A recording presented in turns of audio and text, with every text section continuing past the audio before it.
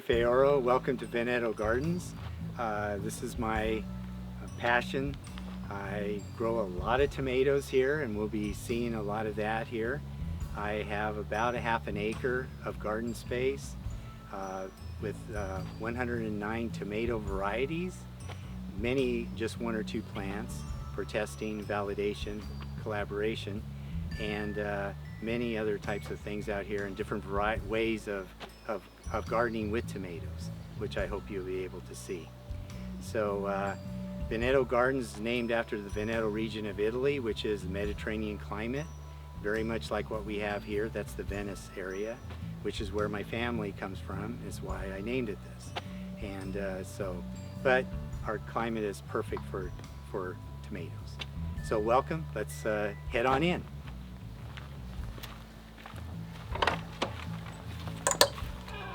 The beds are all arranged to be 3 feet wide and from mostly 20 feet, but 23, 25 feet long. Like I said, there's about 50 beds here, and they're all on drip irrigation. I do a no-till gardening method, which is where I don't turn the soil at all. I literally, at the beginning of the year, or prepping the soil, is I raise up the mulch and I put down some compost, put back the drip irrigation, put my plastic mulch down, and I'm good to plant. And I use a lot of the plastic mulch, which is many years, 10, 12 years plastic, mainly for weed control.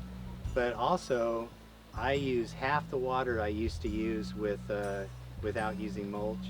And so it's a water saver as well. So I'm the only gardener here, so I have to do whatever I can to reduce my workload, and that's I think you'll see some of that here. So my lab, it's also where I start all my seed and also where I play with some things. There's microscopes in there and other types of stuff. I have a science background, a degree in biology as well.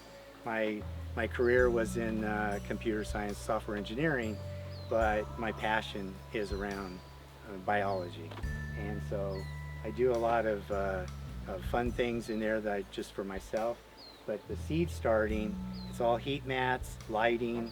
It's where I start pretty much all of my garden is started from seed that I've ordered online, Green Acres, or wherever, finding interesting varieties of different types of seed. So let's wander in. I'm not going to explain every bed, of course, but that bed there is meant to be demonstrate. There's 15 varieties of dwarf tomatoes in this bed, and these are a special kind of tomato that's actually indeterminate but grows shorter, and they have good quality fruit set and very tasty fruit. And so the Dwarf Tomato Project is a fun place to go if you're interested in some specialty types of tomatoes. These are great for smaller gardens or to do grow pots in, because they don't get extremely large like the indeterminates do. Like these are big beef tomatoes.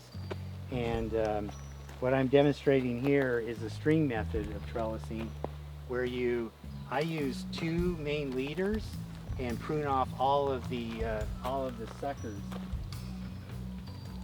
suckers in them. And so a sucker is like this little guy here that's between a leaf and a stem, and these come off. And then you use these tomato clips like this that holds the vine in place, and as these grow up I drop them down, and that's why they call them lower and lean. I move the string over to another place and the plant keeps going. So but what I really like about these is you get clusters of large tomatoes, much larger than I get with my cages, I've read about this, I've seen demonstrations of this a lot, and I wanted to do some this year. So this is training some squash up a single stem. You cut off any of the leaves as they get down to the ground, but it makes the plant, you literally will train it up the stem, and it's easy to get to the fruit. It stays cleaner, and I'm hopeful less disease. And anyway, so far so good. It's doing a really good job. I have multiple varieties of cherry tomato types, and there's at least 4 rows of different types of cherry tomatoes. And again, I select these and curate these tomatoes over time that only ones that taste good and produce well, the ones I like to keep. And a lot of people ask, what do I do with these? Well, at the end of my driveway is a farm stand, and for many years, 10, 12 years or so, I've been donating the profits of that farm stand goes to Placer County Food Bank. And so so that it gives me an ability to play with tomatoes, and a lot of people come to enjoy my tomatoes, and they are contributing to the Placer Food Bank. So it's a win-win-win all the way around. These are all cucumber varieties. There's 6 or 7 different varieties in here of cucumbers.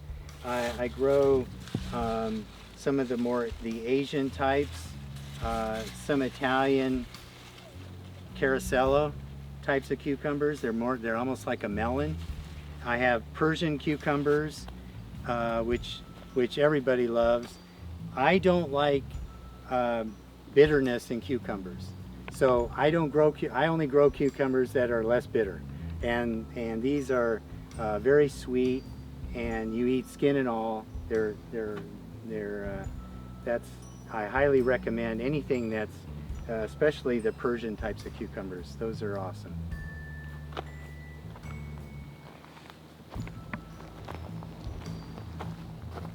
We didn't really talk about the cages. We did the string trellising, and these cages are made from remesh.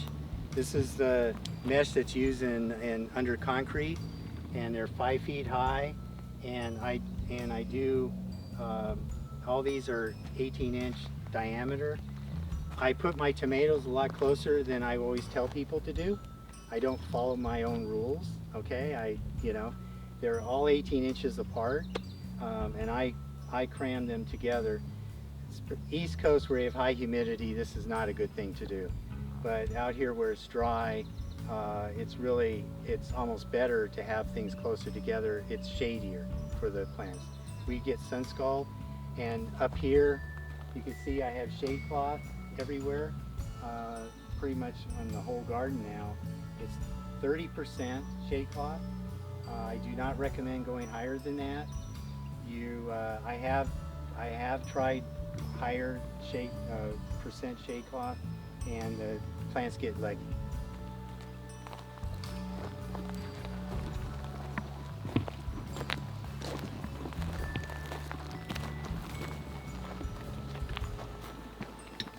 As you can see, this is not an off-the-shelf greenhouse. I have 2 of these that I built. I built with roll-up sides, etc. This is where I start my plants. They transition from seed starting trays that are in the lab over to 4-inch pots that are in here, and then everything's closed in, of course. And if it's going to frost, I run extension cords and put some heaters just to keep the temperature above freezing.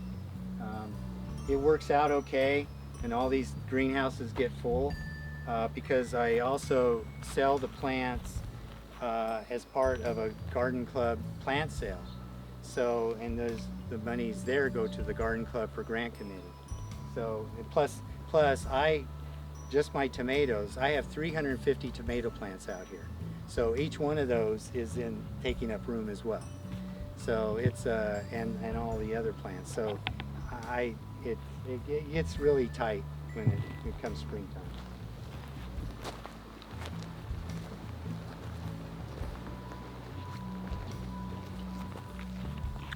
So here you can see multiple varieties of tomatoes trellis stuff. Sun Orange, which is an unbelievably tasty cherry tomato. I highly recommend this. This is Gin Fizz. This is Tomato Tree.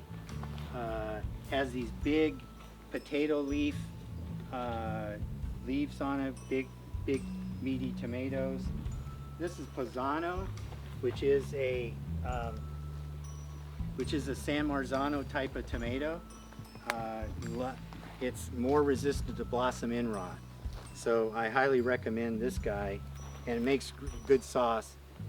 These are the tomatoes I got early from Isley's because my seeds, my plants were not old enough. I planted these a month earlier, and these are Big Beef.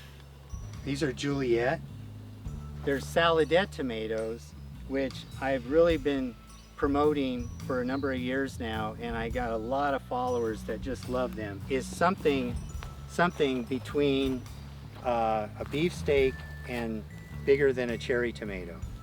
So this is called Yellow Taste from Artisan Seed. This is Golden Rave, which is a yellow plum tomato, and this is Red Torch. You know, these are all what I call saladette types of tomatoes. Good for salads, good for fresh eating. I have multiple varieties of similar types of these types of tomatoes. So we're here at the peppers. I have two main rows of sweet peppers, and these are over there is a half or so of hot peppers, and there's about 25 varieties of peppers here, I think, something like that.